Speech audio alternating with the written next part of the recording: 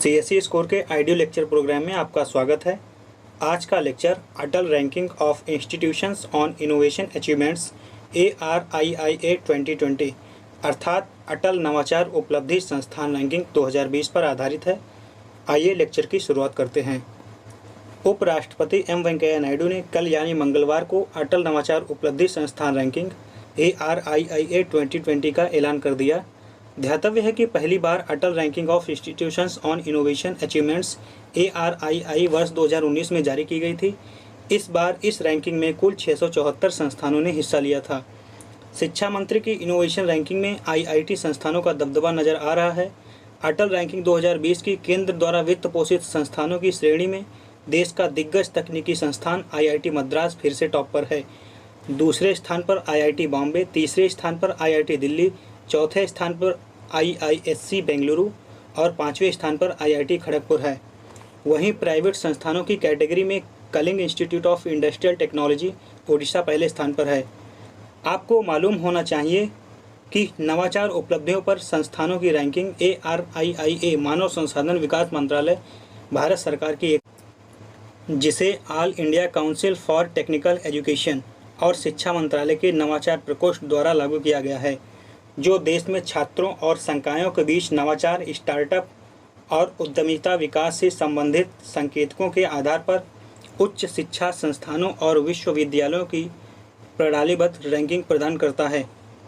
भारत में छात्रों और संकायों के बीच नवाचार और उद्यमिता विकास से संबंधित संकेतकों पर भारत के सभी प्रमुख उच्च शिक्षण संस्थानों और विश्वविद्यालयों को व्यवस्थित रूप से रैंक करने के लिए ARIIA की शुरुआत की गई। ARIIA के प्रमुख संकेतक निम्नलिखित हैं। नंबर 1 बजट और अनुदान सहायता, नंबर 2 अवसंरचना और सुविधाएं, number 3 idea generation and innovation के लिए जागरूकता, प्रचार और समर्थन, नंबर 4 उद्यमिता विकास के लिए प्रोत्साहन और समर्थन, नंबर 5 अभिनव सीखने के तरीके और पाठ्यक्रम, नंबर 6 बौद्धिक संपदा उत्पादन, प्रौद्योगिकी हस्तांतरण और व्यावसायीकरण, नंबर 7 संस्थान के शासन में नवाचार। अब एक नज़र डालते हैं कि किस कैटेगरी में किसे अवार्ड मिला है। केंद्र द्वारा वित्त पोषित संस्थान के लिए IIT मद्रास को अवार्ड मिला है। राज्य द्वारा वित्त पोषित विश्वविद्यालय के लिए institute of chemical technology Mumbai को अवार्ड मिला है।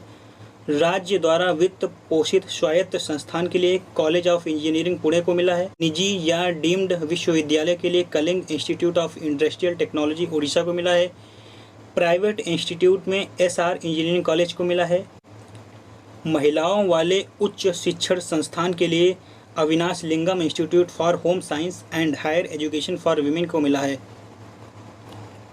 ध्यान दें कि इस बार महिलाओं को प्रोत्साहित करने और नवाचार व उद्यमिता के क्षेत्र में लैंगिक समानता लाने के मकसद से महिलाओं वाले उच्च शिक्षण संस्थानों के लिए एक विशेष श्रेणी भी शामिल की गई।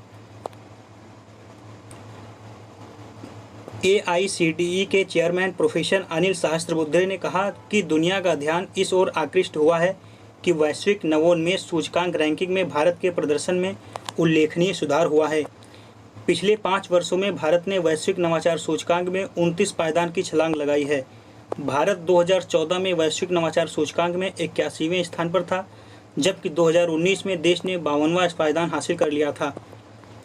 AICTE का मानना है कि आने वाले वर्षों में भारत HRD मंत्रालय द्वारा की गई पहल के साथ वैश्विक नवाचार पर और सकारात्मक प्रभाव डालेगा।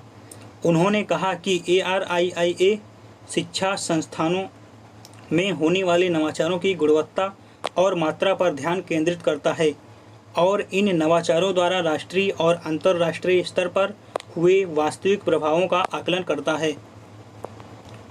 लेक्चर में आगे बढ़ने से पहले आपसे कहना चाहूँगा कि अगर आप हमारे YouTube चैनल पर पहली बार आए हैं तो चैनल को सब्सक्राइब करें तथा बेल आइकन को प्रेस कर दें ताकि हमारी आने वाली अगली वीडियो की नोटिफिकेशन आपको सबसे पहले मिल सके, और अपने दोस्तों के साथ Facebook, WhatsApp group, Telegram, Instagram आदि सोशल साइट्स पर साझा करें और हमारे ग्रुप के बारे में चर्चा करें।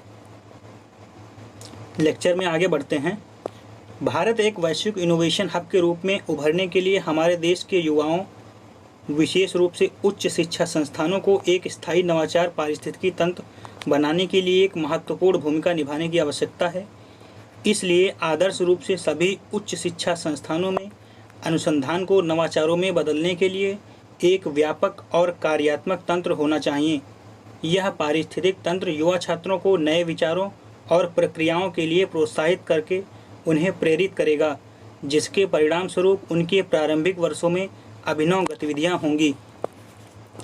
ARIIA रैंकिंग निश्चित रूप से भारतीय संस्थानों को उच्च गुणवत्ता वाले अनुसंधान, नवोन्मेष और उद्यमशीलता को प्रोत्साहित करने के लिए अपने माइंडसेट को बनाने और पारिस्थितिक तंत्र के निर्माण के लिए प्रेरित करेगी।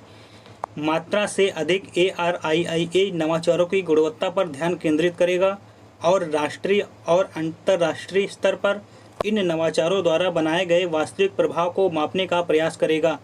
इसके अलावा ARIIA भविष्य में विकास के लिए संस्थानों के लिए टोन और दिशा निर्धारित करेगा, ताकि उन्हें विश्व स्तर पर प्रतिस्पर्धी बनाया जा सके और नवाचार में सबसे आगे रखा जा सके।